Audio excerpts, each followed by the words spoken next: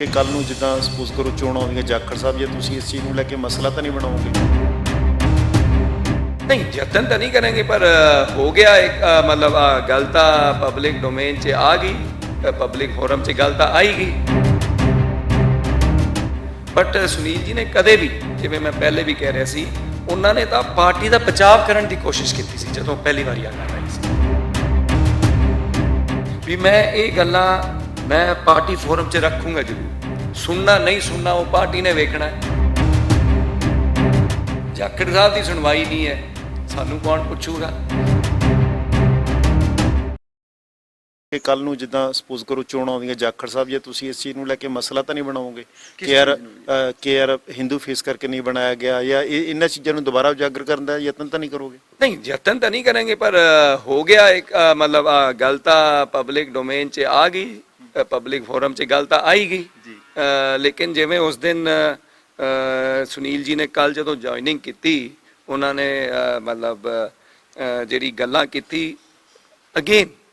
He is a secular person मतलब उन्होंने जी सोच है पंजाब की जी सोच है वो तो पंजाबीयत की उन्होंने गल की पर कुछ मतलब हर पार्टी के कुछ लोग होंगे है जिन्हां दी जी ਵੱਖ-ਵੱਖ विचारधारा होंदी है बट सुनील जी ने कदे भी जिवें मैं पहले भी कह रहा सी उन्होंने तो पार्टी का बचाव करने की कोशिश की सी जदों पहली बार आ गल आई सी ਐਂਡ ਇੱਕ ਚੀਜ਼ ਹੋਰ ਜਿਸ ਤਰ੍ਹਾਂ ਤੁਸੀਂ ਦੱਸ ਰਹੇ ਸੀ ਕਿ ਸੈਲਫ ਰਿਸਪੈਕਟ ਦੀ ਗੱਲ ਆ ਕਿ ਜਾਖੜ ਸਾਹਿਬ ਨੂੰ ਉਹ ਚੀਜ਼ਾਂ ਕਿਤੇ ਨਾ ਕਿਤੇ ਨਹੀਂ ਗੇਨ ਹੋਊਗਾ ਇਨ ਕੇਸ ਤੁਹਾਡੇ ਨਾਲ ਇਹ ਚੀਜ਼ਾਂ ਹੋ ਜਾਂਦੀਆਂ ਤਾਂ ਫਿਰ ਤੁਹਾਡਾ ਦਿਲ ਕੀ ਕਹਿੰਦਾ ਉਹਦੇ ਲਈ ਕੀ ਕਰੋਗੇ? नहीं देखो सारा कुछ अपनी जी पार्टी है कोई भी पार्टी है जिन्ने भी पार्टी के वर्कर होंगे है सारी गल तो मान सम्मान की है वो किसी भी पार्टी के मगर जे काम करते है कोई आप उन्होंने तनख्वाह तो नहीं देंगे आप दा टाइम कढ़ के आप दा पैसा खराब करके सारा कुछ दा ते लाते है एंड मेरा फर्ज बनता है आई थिंक मेरी सोच है जी भी मैं कांग्रेस पार्टी की टिकट के उत्ते मैं MLA चुना गया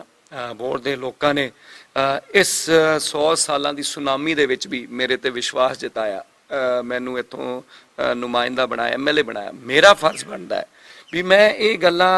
मैं पार्टी फोरम च रखूँगा जरूर सुनना नहीं सुनना वो पार्टी ने वेखना है पर जिहड़े मैं जिथे भी जांदा मान साहब कांग्रेस के वर्कर मैनू पुछदे मैनू सवाल करते कि भी संदीप जे जाखड़ साहब की सुनवाई नहीं है सानू कौन पुछूगा वो मैनू पुछदे भी जदों इलैक्शनां के दौरान कांग्रेस पार्टी का आपस में मतभेद जिहड़ा चल रहा सी ओपनली जिहड़ा चल रहा सीगा क्यों नहीं सैकटरी AIC सैकटरी इंचार्ज जिहड़े सूबे दे उन्होंने क्यों नहीं कंट्रोल किया जे उन्होंने तो कंट्रोल नहीं होया क्यों नहीं उन्होंने कांग्रेस प्रेजिडेंट नाल गल की ते कांग्रेस प्रेजिडेंट ने क्यों नहीं सारिਆਂ ਨੂੰ सद्या ਜਿਹੜੇ ਵੱਡੇ ਲੀਡਰ ਸੀ ਵੀ ਬਹਿ ਕੇ ਵੀ ਕੀ ਇੱਥੇ ਕਰੀ ਜਾਂਦੇ ਆਪਾਂ ਸਾਰੇ ਇੱਕ ਹੋ ਕੇ ਵਾਈ ਵਾਸ ਦਾ ਆਪਣੀ ਜਿਹੜੀ ਕੈਂਪੇਨ ਸੀ ਕਾਂਗਰਸ ਪਾਰਟੀ ਦੀ ਬਹੁਤ ਪੂਅਰ ਕੈਂਪੇਨ ਸੀ ਤੇ ਇਹ ਸਾਰੀ ਚੀਜ਼ਾਂ ਜਿਹੜੀ ਹੈ ਵਰਕਰ ਮੈਨੂੰ ਪੁੱਛਦੇ ਮੈਂ ਕੀ ਜਵਾਬ ਦੇਵਾਂ ਉਹਨਾਂ ਨੂੰ ਤੇ ਮੇਰਾ ਫਰਜ਼ ਬਣਦਾ ਮੈਂ ਪਾਰਟੀ ਫੋਰਮ 'ਚ ਮੈਂ ਗੱਲ ਕਰੂੰਗਾ 2 ਦਿਨ ਪਹਿਲੇ ਤੁਸੀਂ ਵੇਖਿਆ ਹੋਣਾ ਤੇ ਮੈਨੂੰ ਆ ਵੀ ਅੱਜ ਵੀ ਕਾਂਗਰਸ नहीं सिख रही 2 दिन पहले बठिंडे दे विच जिहड़ी घटना वापरी कांग्रेसी फिर आमने सामने ते हुण भी जे आपां 78 तो 18 हो के नहीं सिख रहे पर उत्थे एक मैनू गल वो भी मैनू बड़ी स्ट्राइक कीती उत्थे एक कार्यकर्ता सीगे उन्होंने किसी चैनल ते गल कर रहे सी भी जिहड़े लोकां ने ओपनली स्टेजां तो ऑफिशियल कांग्रेस के कैंडीडेट के खिलाफ बयानबाजियां कीती उन्होंने पार्टी अहुदे दे रही है तो ये जी चीज़ा है सोचनी पैनी है इन्हां दे उत्ते ईमानदारी नाल चर्चा करनी पैनी है मैं गल्लां रखूँगा मैं पंजाब यूनिट के सामने प्रधान के सामने गल रखूँगा भी ये मेरे मतलब जिहड़े डाउट्स है मेरे मन च शंकावां है कांग्रेस के वर्कर मैनू पुछदे है ये सवाल है आपां क्योंकि जदों असीं आइडेंटिफाई नहीं करांगे हार किस वजह नाल होई ते अगे किवें सुधार होऊगा। एक चीज़ होर साफ करो कि जिस तरह के नाल माहौल बनया होया कांग्रेस दे विच नवजोत सिंह सिद्धू नूं शुक्रवार नूं सज़ा हो जाती है तुहानूं पता उन्हां दे खिलाफ भी बयानबाजी हुंदी खास करके जदों माड़ा टाइम हुंदा इस तरह के नाल बयानबाजी कई बार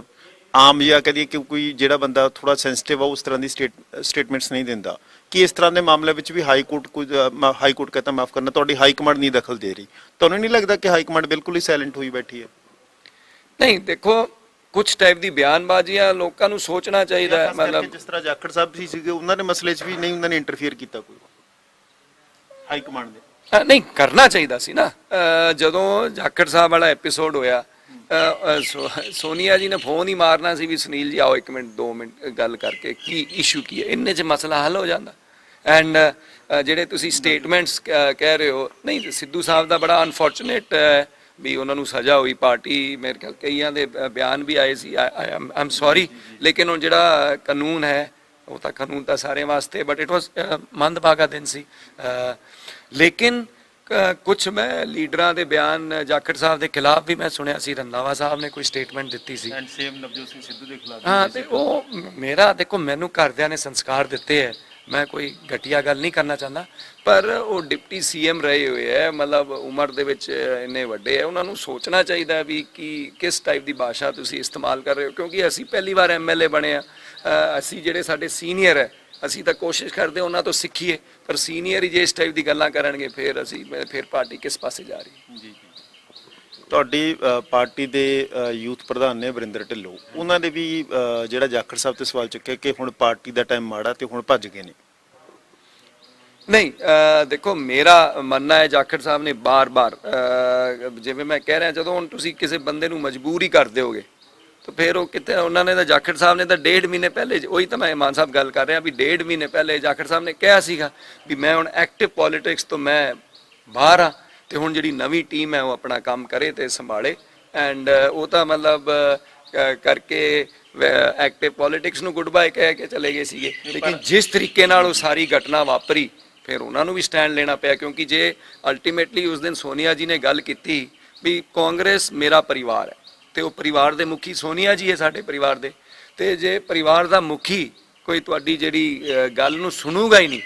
1 ਵਾਰ 2 ਵਾਰ 3 ਵਾਰ ਬਾਰ-ਬਾਰ, ਤਾਂ ਫਿਰ ਕੋਈ ਨਾ ਕੋਈ ਤਾਂ ਫਿਰ ਅਗਲਾ ਘਰ ਤਾਂ ਫਿਰ ਛੱਡ ਕੇ ਹੀ ਜਾਊਗਾ। ਫਿਰ ਜਾਖੜ ਸਾਹਿਬ ਨੇ ਵੀ ਇਸ ਹਿਸਾਬ ਨਾਲ ਤਾਂ ਯੂ ਟਰਨ ਮਾਰ ਲਿਆ, ਪਹਿਲਾਂ ਕਹਿੰਦੇ ਕਿ ਐਕਟਿਵ ਪੋਲਿਟਿਕਸ ਦਾ ਹਿੱਸਾ ਨਹੀਂ ਰਹਿਣਾ, ਔਰ ਦੁਬਾਰਾ ਤੋਂ ਫਿਰ ਭਾਜਪਾ ਚ ਆ ਗਏ, ਐਕਟਿਵ ਪੋਲਿਟਿਕਸ ਤੇ ਫਿਰ ਚਲੇ ਗਏ। ਨਹੀਂ ਤਾਂ ਉਹ ਮਜਬੂਰ ਕੀਤਾ ਗਿਆ ਨਾ। ਹੁਣ ਤੁਸੀਂ ਕਿਸੇ ਨੂੰ ਬਾਰ-ਬਾਰ ਜਲੀਲ ਕਰੋਗੇ, ਜਦੋਂ ਸੁਨੀਲ ਜੀ ਕਹਿੰਦੇ ਆ ਵੀ ਮੈਂ ਐਕਟਿਵ ਪੋਲਿਟਿਕਸ ਤੋਂ ਬਾਹਰ ਹੋ ਗਿਆ, ਉਹਦੇ ਬਾਅਦ ਉਹਨਾਂ ਨੂੰ ਨੋਟਿਸ ਕੱਢ ਦਿਓ ਤੁਸੀਂ, ਜਦੋਂ ਬੰਦੇ ਨੇ ਸਿਆਸਤ ਤੋਂ ਹੀ ਮਤਲਬ ਕਹਿਤਾ ਵੀ ਮੈਂ ਬਸ ਬਹੁਤ ਹੋ ਗਈ ਸਿਆਸਤ, ਹੁਣ ਮੈਂ ਨਵੀਂ ਟੀਮ ਨੂੰ ਸ਼ੁਭ ਕਾਮਨਾਵਾਂ ਤੇ ਮੈਂ ਹੁਣ ਘਰੇ ਬੈਠਾ, ਉਹਦੇ ਬਾਅਦ ਤੁਸੀਂ ਉਹਨਾਂ ਨੂੰ ਨੋਟਿਸ ਦਿੰਦੇ ਹੋ, ਫਿਰ ਕੋਈ ਉਹਦੀ ਕੋਈ ਲੌਜਿਕ ਨਹੀਂ ਹੈ, ਫਿਰ ਤੁਸੀਂ ਉਹਨਾਂ ਨੂੰ ਬਾਰ-ਬਾਰ, ਫਿਰ ਤੁਸੀਂ ਉਹਨਾਂ ਨੂੰ ਕਹਿੰਦੇ ਹੋ ਵੀ ਅਸੀਂ ਇਹਨਾਂ ਤੋਂ ਜਿੰਨੇ ਵੀ ਅਹੁਦੇ ਹੈ ਉਹ ਅਸੀਂ ਵਾਪਸ ਲੈ ਲਏ, ਤਾਂ ਉਹਨਾਂ ਕੋਲੇ ਕੋਈ ਅਹੁਦਾ ਹੀ ਹੈ ਨਹੀਂ, ਪਾਰਟੀ ਨੂੰ ਆ ਹੀ ਨਹੀਂ ਪਤਾ। ਹੁਣ ਇਸ ਟਾਈਪ ਦੀ ਜਿਹੜੀ ਘਟਨਾ ਮਤਲਬ ਚੀਜ਼ਾਂ, ਹੁਣ ਬਾਰ-ਬਾਰ ਤੁਸੀਂ ਕਿਸੇ ਨੂੰ ਇਸ ਟਾਈਪ ਦੀ ਗੱਲਾਂ ਕਰੋ, ਫਿਰ ਅਗਲਾ ਵੀ ਪੰਜਾਬ ਅਣਖ ਵਾਸਤੇ ਵੀ ਜਾਣਿਆ ਜਾਂਦਾ ਹੈ। ਆਪਾਂ ਜਿਹੜਾ ਪੰਜਾਬੀਆਂ ਨੇ ਜਿਹੜਾ ਮੋਰਚਾ ਲਾਇਆ ਸੀ, ਉਹ ਪੰਜਾਬ ਦੀ ਅਣਖ ਨੂੰ ਲਲਕਾਰਿਆ ਗਿਆ ਸੀਗਾ, ਤੇ ਹੁਣ ਬਾਰ-ਬਾਰ ਤੁਸੀਂ ਇਸ ਟਾਈਪ ਦੀ ਗੱਲਾਂ ਕਰੋਗੇ, ਫਿਰ ਜਾਖੜ ਸਾਹਿਬ ਨੇ ਸਟੈਂਡ ਲਿੱਤਾ। ਮਤਲਬ ਅਣਖ ਵਾਸਤੇ ਜਾਖੜ ਸਾਹਿਬ ਨੇ ਸਟੈਪ ਲਿਆ। ਨਹੀਂ, ਜਿਹੜੀ ਘਟਨਾ ਹੈ ਤੁਹਾਡੇ ਸਾਹਮਣੇ ਹੈ, ਆਤਮ ਸਨਮਾਨ ਦੀ ਮੈਂ ਜਿਹੜੀ ਗੱਲ ਕਰ ਰਿਹਾ, ਹੋਰ ਕੀ ਹੈ, ਸੈਲਫ ਰਿਸਪੈਕਟ ਕੀ ਹੈ। ਮਾਨ ਸਾਹਿਬ ਤੁਹਾਨੂੰ ਬਾਰ-ਬਾਰ ਮੈਂ ਜਲੀਲ ਕਰੂੰਗਾ, 1 ਵਾਰੀ 2 ਵਾਰੀ 3 ਵਾਰੀ, ਤੇ ਕਿੰਨੀ ਦੇਰ ਤੁਸੀਂ ਜਲਾਲਤ ਸਹੋਗੇ। ਤੇ ਸੁਨੀਲ ਜੀ ਨੇ ਹਮੇਸ਼ਾ ਇਮਾਨਦਾਰੀ ਦੇ ਉੱਤੇ ਗੱਲ ਨੂੰ ਗੱਲ ਕਹਿ, ਉਹ ਮਤਲਬ ਸਾਰਾ ਪੰਜਾਬ ਜਾਣਦਾ। ਅੱਜ ਵੀ ਮੈਨੂੰ ਇਸ ਗੱਲ ਦਾ ਮਾਣ ਹੈ, ਜਿਹੜਾ ਸਿਆਸੀ ਦਲਦਲ ਬਣ ਚੁੱਕਿਆ ਅੱਜ ਕੱਲ੍ਹ, ਲੋਕਾਂ ਨੂੰ ਸਿਆਸਤਦਾਨਾਂ ਦੇ ਉੱਤੇ ਇੰਨੀ ਅੱਜ ਕੱਲ੍ਹ ਭਰੋਸਾ ਨਹੀਂ, ਇੰਨਾ ਭਰੋਸਾ ਨਹੀਂ ਹੈ, ਲੇਕਿਨ ਅੱਜ ਵੀ ਕੋਈ ਵੀ ਕਿਸੇ ਪਾਰਟੀ ਦਾ ਕੋਈ ਪ੍ਰੈਸ ਵਾਲਾ ਕੋਈ ਵੀ ਅਗਰ ਇੱਕ ਸੂਚੀ ਬਣਾਉਂਦਾ ਹੈ ਵੀ ਪੰਜਾਬ ਦੇ ਇਮਾਨਦਾਰ ਲੀਡਰ ਕਿਹੜੇ, ਮੈਨੂੰ ਉਸ ਗੱਲ ਦਾ ਮਾਣ ਹੈ ਵੀ ਉਸ ਸੂਚੀ ਦੇ ਵਿੱਚ ਜਾਖੜ ਸਾਹਿਬ ਦਾ ਨਾਂ ਆਊਗਾ ਹੀ ਆਊਗਾ, ਤੇ ਉਹਨਾਂ ਨੇ ਆਹ ਸਾਰੀ ਜਿਹੜੀ ਚੀਜ਼ਾਂ ਕਮਾਈ ਹੈ, ਉਹਨਾਂ ਦਾ ਨਾਂ ਕਮਾਇਆ ਹੈ, ਮਤਲਬ ਹੁਣ ਤੁਸੀਂ ਉਹਨਾਂ ਨੂੰ ਜਲੀਲ ਕਰੋਗੇ ਤਾਂ ਫਿਰ ਕਿਵੇਂ ਗੱਲ ਬਣੂਗੀ। ਸੰਸਕਾਰਾਂ ਦੀ ਗੱਲ ਕੀਤੀ ਸੀ ਤੁਸੀਂ, ਕੱਲ ਨੂੰ ਸਿਚੁਏਸ਼ਨ ਬਣ ਜਾਂਦੀ ਹੈ ਕਿ ਇਧਰਲੇ ਪਾਸੇ ਸੁਨੀਲ ਜਾਖੜ ਜੀ ਖੜੇ, ਤੁਹਾਡੇ ਚਾਚਾ ਜੀ, ਇਧਰਲੇ ਪਾਸੇ ਪਾਰਟੀ ਆ, ਕਿਹੜੇ ਪਾਸੇ ਜਾਓਗੇ ਫਿਰ? ਨਹੀਂ, ਪਹਿਲੇ ਜਿਵੇਂ ਮੈਂ ਤੁਹਾਨੂੰ ਦੱਸਿਆ, ਪਹਿਲੇ ਮੈਂ ਪਾਰਟੀ ਦੇ ਸਾਹਮਣੇ ਮੇਰਾ ਪਰਿਵਾਰ ਸੀ, ਅੱਜ ਵੀ ਮੇਰਾ ਪਰਿਵਾਰ ਹੈ, ਮੇਰੇ ਸੁਨੀਲ ਜੀ ਰਾਜਨੀਤਿਕ ਗੁਰੂ ਸੀ, ਅੱਜ ਵੀ ਹੈ, ਤੇ ਪਹਿਲੇ ਜਿਵੇਂ ਮੈਂ ਕਹਿ ਰਿਹਾ ਸੀ, ਮੇਰਾ ਜਿਹੜਾ ਫੀਡਬੈਕ ਹੈ ਮੈਂ ਪਾਰਟੀ ਨੂੰ ਦੇਵਾਂਗਾ ਵੀ ਇਹ ਚੀਜ਼ਾਂ ਹੈ ਜਿਹਦੀ ਵਜ੍ਹਾ ਨਾਲ ਨਾਟ ਓਨਲੀ ਇਨ ਪੰਜਾਬ, ਪੂਰੇ ਹਿੰਦੁਸਤਾਨ ਦੇ ਵਿੱਚ ਆਪਾਂ ਖਤਮ ਹੋ ਰਹੇ ਹਾਂ, ਆਪਣੀ ਜੜ੍ਹਾਂ ਖਤਮ ਹੋ ਰਹੀ ਹੈ। ਤੇ ਜੇ ਅਸੀਂ ਕੱਲ ਨੂੰ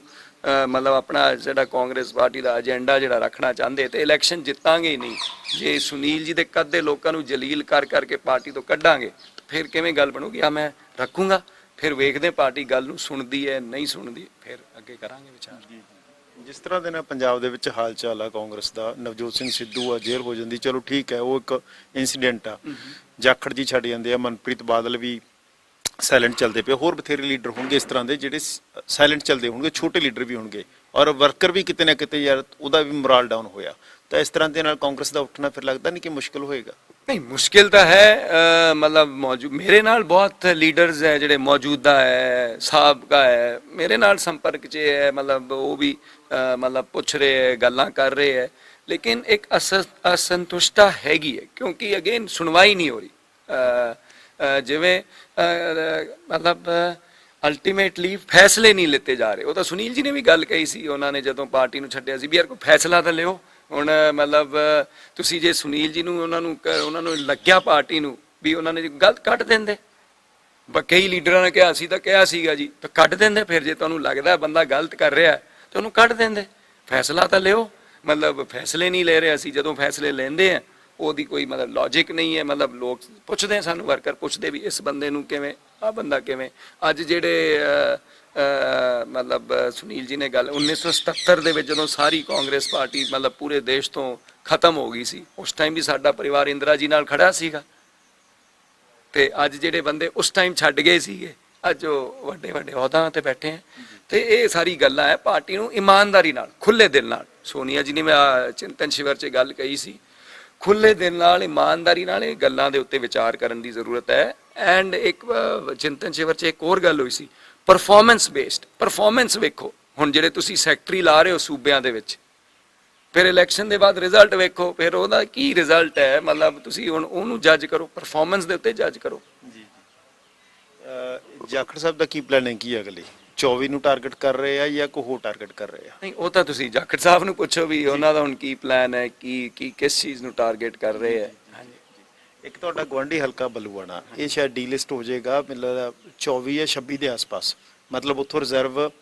ਚੱਕਿਆ ਜਾਏਗਾ। ਇਹਦੀ ਇਨਫੋਰਮੇਸ਼ਨ ਵੀ ਆਈ ਸੀ, ਬਕਾਇਦਾ ਅਸੀਂ ਆਰਟੀ ਦੇ ਵਿੱਚ ਵੀ ਲਈ ਸੀ, ਨੋਟੀਫਿਕੇਸ਼ਨ ਵੀ ਹੋਇਆ ਹੋਇਆ ਤਾਂ ਜੇ ਕੱਲ ਨੂੰ ਹੋ ਜਾਂਦਾ ਤਾਂ ਇਨ ਕੇਸ ਬੱਲੂਆਣਾ ਜਿਹੜਾ ਉਹ ਰਿਜ਼ਰਵ ਤੋਂ ਜਨਰਲ ਕੈਟਾਗਰੀ ਦੇ ਵਿੱਚ ਆ ਜਾਂਦਾ, ਜਨਰਲ ਸੀਟ ਬਣ ਜਾਂਦੀ ਆ, ਫਿਰ ਅਬੋਰ ਦੇ ਚਾਂਸਸ ਆ ਕਿ ਅਬੋਰ ਆ ਜਿਹੜਾ ਉਹ ਰਿਜ਼ਰਵ ਹੋ ਸਕਦਾ। ਫਿਰ ਕੀ ਕਰੇਗਾ ਜਾਖੜ ਪਰਿਵਾਰ? ਨਹੀਂ, ਅਸੀਂ ਤਾਂ ਲੋਕਾਂ ਦੇ ਵਿੱਚ ਰਹਿਣਾ ਜੀ। ਹੁਣ ਜਿਵੇਂ ਲੋਕਾਂ ਦਾ ਜਿਹੜਾ ਫਤਵਾ ਹੋਊਗਾ ਉਸ ਟਾਈਮ ਵੇਖਾਂਗੇ, ਜਦੋਂ ਹੋਊਗਾ, ਮਤਲਬ ਜਦੋਂ ਸਿਚੁਏਸ਼ਨ ਆਊਗੀ ਇਸ ਟਾਈਪ ਦੀ, ਜੇ ਸਿਚੁਏਸ਼ਨ ਆਂਦੀ ਹੈ ਫਿਰ ਉਸ ਟਾਈਮ ਵੇਖਾਂਗੇ। ਨਹੀਂ ਛੱਡਣਾ ਪਿਆ, ਅਬੋਰ ਇਲੈਕਸ਼ਨ ਲੜਨੀ ਪਈ ਜਾਂ ਕੀ ਕਰੋਗੇ ਫਿਰ ਸਟੈਪ? ਨਹੀਂ, ਉਹ ਤਾਂ ਮਤਲਬ ਰਹਿਣਾ ਛੱਡਣਾ ਕਿਵੇਂ ਜੀ, ਇੱਥੇ ਮਤਲਬ ਸਾਡੀ ਕਰਮ ਤੌਰ ਦੇ ਉੱਤੇ ਫਿਰ ਚੋਣ ਲੜਨ ਦੇ ਲਈ। ਨਹੀਂ, ਉਹ ਤਾਂ ਜਦੋਂ ਸਿਚੁਏਸ਼ਨ ਆਊਗੀ ਉਸ ਟਾਈਮ ਵੇਖਾਂਗੇ ਕੀ ਸਿਚੁਏਸ਼ਨ ਹੈ, ਮਾਨ ਸਾਹਿਬ ਡੀ ਲਿਸਟ ਹੁੰਦਾ ਹੈ, ਨਹੀਂ ਹੁੰਦਾ ਹੈ, ਕੀ ਹੁੰਦਾ ਹੈ, ਮਤਲਬ ਉਸ ਟਾਈਮ ਵੇਖਾਂਗੇ। ਜੀ। ਤੇ ਜਾਖੜ ਸਾਹਿਬ ਦੇ ਨਾਲ ਗੱਲਬਾਤ ਹੋਈ ਕੋਈ ਹੋਰ ਮਸਲੇ ਦੇ ਉੱਤੇ ਕਿ ਕੱਲ ਨੂੰ ਪਾਰਟੀ ਦੇ ਵਿੱਚ ਤੁਹਾਨੂੰ ਆਪਣੇ ਕੈਰੀਅਰ ਨੂੰ ਲੈ ਕੇ, ਜਾਂ ਕਿਤੇ ਕੱਲ ਨੂੰ ਹੋ ਜਾਂਦਾ ਇਸ ਤਰ੍ਹਾਂ ਦੀ ਪੋਜੀਸ਼ਨ ਬਣ ਜਾਂਦੀ ਕਿ ਕੇਂਦਰ ਖਿਲਾਫ ਤੇ ਸਰਕਾਰ ਦੇ ਖਿਲਾਫ ਪ੍ਰੋਟੈਸਟ ਕਰਨਾ ਪੈ ਜਾਂਦਾ, ਫਿਰ ਕਿਹਦੀ ਸੁਣੋਗੇ? ਫਿਰ ਘਰਦਿਆਂ ਦੀ, ਜਾਖੜ ਸਾਹਿਬ ਦੀ ਸੁਣੋਗੇ ਕਿ ਪਾਰਟੀ ਦੀ ਸੁਣੋਗੇ? ਨਹੀਂ, ਮੈਂ ਤਾਂ ਹਮੇਸ਼ਾ ਮੁੱਦੇ ਦੀ ਰਾਜਨੀਤੀ ਕੀਤੀ ਹੈ ਤੇ ਮੁੱਦਿਆਂ ਦੇ ਉੱਤੇ ਗੱਲ ਕਰਾਂਗੇ। ਜੀ। ਦੋ ਤਿੰਨ ਪਰਸਨਲ ਸਵਾਲ ਨੇ, ਕਦੇ ਜਾਖੜ ਸਾਹਿਬ ਨੇ ਝਿੜਕਿਆ ਨਹੀਂ ਕਿਸੇ ਗੱਲ ਨੂੰ ਲੈ ਕੇ, ਕੋਈ ਗਲਤੀ ਕਰਤੀ ਹੋਵੇ, ਕੋਈ ਕਿੱਸਾ ਇਸ ਤਰ੍ਹਾਂ ਦਾ? ਨਹੀਂ, ਮੈਨੂੰ ਮਾਨ ਸਾਹਿਬ 5 ਸਾਲ ਹੋ ਗਏ, ਮਤਲਬ 2017 ਦੇ ਵਿੱਚ ਮੈਂ ਐਕਟਿਵਲੀ ਪੋਲਿਟਿਕਸ ਦੇ ਵਿੱਚ ਇਨਵੋਲਵ ਹੋਇਆ ਸੀ। ਤੇ ਸੁਨੀਲ ਜੀ ਨੇ ਮੈਨੂੰ ਇੱਕੋ ਹੀ ਗੱਲ ਕਹੀ ਸੀ, ਉਹਨਾਂ ਨੇ ਕਿਹਾ ਵੀ ਕੰਮ ਕਰੋ, ਐਂਡ ਕੰਮ ਕਰੋਗੇ ਗਲਤੀਆਂ ਵੀ ਹੋਊਗੀ। ਉਹਨਾਂ ਨੇ ਕਦੇ ਵੀ ਮੈਨੂੰ ਅੱਜ ਤੱਕ ਨਹੀਂ ਟੋਕਿਆ ਵੀ ਇਹਨੂੰ ਐਵੇਂ ਕਰਨਾ, ਆਹ ਕਰਨਾ, ਕੀ ਕਰਨਾ, ਕੀ ਨਹੀਂ ਕਰਨਾ। ਉਹਨਾਂ ਨੇ ਮੈਨੂੰ ਇੱਕੋ ਹੀ ਗੱਲ ਕਹੀ ਸੀ ਵੀ ਆਪਣਾ, ਉਹਨਾਂ ਨੇ ਕਿਹਾ ਵੀ ਮੈਂ ਤੇ ਮੇਰੇ ਆਪਣੇ ਪਰਿਵਾਰ ਨੇ ਸਿਆਸਤ ਦੇ ਵਿੱਚ ਸਿਰਫ ਇਮਾਨਦਾਰੀ ਕਮਾਈ ਹੈ, ਉਹਦੇ ਉੱਤੇ ਕੋਈ ਦਾਗ ਨਹੀਂ ਲੱਗਣਾ ਚਾਹੀਦਾ। ਬਾਕੀ ਕੰਮ ਕਰਾਂਗੇ, ਕਈ ਵਾਰ ਗਲਤ ਫੈਸਲੇ ਵੀ ਹੋ ਜਾਂਦੇ, ਉਹ ਤੁਸੀਂ ਕੰਮ ਕਰੋਗੇ ਆਪਣੇ ਆਪ ਸਿੱਖੋਗੇ। ਕਦੇ ਉਹਨਾਂ ਨੇ ਮੈਨੂੰ ਟੋਕਿਆ ਨਹੀਂ, ਬਸ ਆਹ ਇੱਕ ਗੱਲ ਕਹੀ ਸੀ ਵੀ ਇਮਾਨਦਾਰੀ ਦੇ ਉੱਤੇ ਮਤਲਬ ਸੰਦੀਪ ਇੱਕ ਵੀ ਪ੍ਰਸ਼ਨ ਚ ਨਹੀਂ ਲੱਗਣਾ ਚਾਹੀਦਾ, ਉਹ ਆਪਣੀ ਕਮਾਈ ਹੈ, ਬਾਕੀ ਚੱਲਦਾ ਰਹੂਗਾ। ਜਿਹੜੇ ਬਲਰਾਮ ਜਾਖੜ ਜੀ ਸੀਗੇ, ਜਾਖੜ ਸਾਹਿਬ ਦੇ ਫਾਦਰ ਸਾਹਿਬ, ਉਹ ਐਕਟਿਵ ਗਵਰਨਰ ਵੀ ਰਹੇ ਸੀਗੇ 2004 ਦੇ ਆਸ-ਪਾਸ ਗੁਜਰਾਤ ਦੇ। ਤਾਂ ਉਸ ਵੇਲੇ ਮੋਦੀ ਸਾਹਿਬ ਸੀਗੇ ਉੱਥੇ PM ਸੀਗੇ, ਉਸ ਵੇਲੇ ਦੀਆਂ ਕਿਤੇ ਨਜ਼ਦੀਕੀਆਂ ਤਾਂ ਨਹੀਂ ਕਿਤੇ ਹੁਣ ਕੰਮ ਆਂਗਾ ਕਿ ਭਾਜਪਾ 'ਚ ਜਾਣ ਵਾਲੀਆਂ, ਕਿਤੇ ਨਾ ਕਿਤੇ ਥੋੜੇ ਬਹੁਤ ਪਰਿਵਾਰਕ ਤਾਲੁਕਾਤ ਤਾਂ ਚਲੋ ਹੁੰਦੇ ਇੱਕ ਪੋਲੀਟੀਕਲੀ ਤੋਂ ਛੱਡ ਕੇ ਪਰਸਨਲੀ ਵੀ ਹੁੰਦੇ ਆ, ਉਹ ਚੀਜ਼ਾਂ ਕੰਮ ਆਂਗਾ? ਨਹੀਂ, ਉਹ 2004 ਦਾ ਮੈਨੂੰ ਪਤਾ ਨਹੀਂ, 2004 'ਚ ਮੈਂ ਇੱਥੇ ਨਹੀਂ ਸੀਗਾ, ਮੈਂ ਉਸ ਟਾਈਮ ਬਾਹਰ ਰਹਿੰਦਾ ਸੀ ਜੀ, ਦੇਸ਼ ਤੋਂ ਬਾਹਰ ਰਹਿੰਦਾ ਸੀ। ਲੇਕਿਨ ਇਹਦਾ ਮੈਂ ਆਹ ਜ਼ਰੂਰ ਗੱਲ ਕਹਿਣਾ ਚਾਹੂੰਗਾ, ਜਦੋਂ ਜਾਖੜ ਸਾਹਿਬ ਨੇ ਪਾਰਟੀ ਨੂੰ ਅਲਵਿਦਾ ਕਿਹਾ ਸੀਗਾ not only we Bharatiya Janata party, ਬਹੁਤ ਸਾਰੀ ਪਾਰਟੀਆਂ ਮਤਲਬ ਜਾਖੜ ਸਾਹਿਬ ਨੂੰ ਅਪਰੋਚ ਕਰ ਰਹੀ ਸੀ, ਤੇ ਉਹ ਇਸ ਕਰਕੇ ਅਪਰੋਚ ਕਰ ਰਹੀ ਸੀ ਵੀ ਉਹਨਾਂ ਨੂੰ ਬੰਦੇ ਦੀ ਪਰਖ ਸੀ। ਦੇਖੋ ਹਰ ਪਾਰਟੀ ਨੂੰ ਚੰਗੇ